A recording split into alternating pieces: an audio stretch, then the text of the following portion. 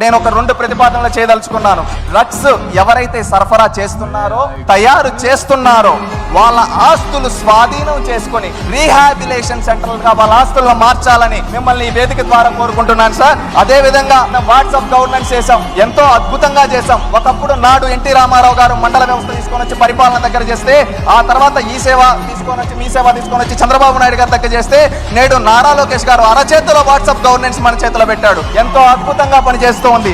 ఆ WhatsApp governance ద్వారా ఇప్పుడు మనం అంటూ ఉంటాం సార్, ఏదైనా ఫోటో తీసి పెడితే ఎక్కడైనా పెడితే అది ఈజీగా తీసుకోవచ్చు. అలాగే వాట్సాప్ గవర్నెన్స్ లో ఒక ఫ్యూచర్ అనేది మనం తీసుకొని రావాల్సింది. ఏంటంటే ఎక్కడన్నా ఎవరన్నా గంజాయి అమ్ముతూ ఉన్నా, ఎవరన్నా కల్తీ మద్యం అమ్ముతూ ఉన్నా, అక్కడ ఫోటో తీసి వాళ్ళ వాట్సాప్ లో పెడితే అది మన దాని రెస్పెక్ట్ పోలీస్ స్టేషన్కి వచ్చి 24 గంటల్లో చర్యలు తీసుకునే విధంగా దానికి కూడా ఆలోచించాలని చెప్పి కోరుకుంటూ ఉన్నాను. మనం ఒకే నినాదంతో ఉండాలి. 2047 స్వర్ణాంధ్ర విజన్ తో పాటు అదే విధంగా డ్రగ్స్ ఫ్రీ ఆంధ్రాగా కూడా మనం గుర్తుపెట్టుకోవాలి. మనందరం ఒక లక్ష్యాలని నిర్దేశించుకుంటూ మనం ముందుకెళ్ళాలి. నాకు ఎలాంటి రాజకీయ చరిత్ర లేని నాకు ఇంత పెద్ద వేదిక పైన అవకాశం కల్పించిన ముఖ్యమంత్రి దైవ సమానులైన చంద్రబాబు నాయుడు గారికి, నా ప్రాణ సమానమైన లోకేష్ అన్నకి హృదయపూర్వక కృతజ్ఞతలు తెలియజేసుకుంటూ, జై తెలుగుదేశం, జై చంద్రబాబు, జై లోకేష్, జై జన్మభూమి.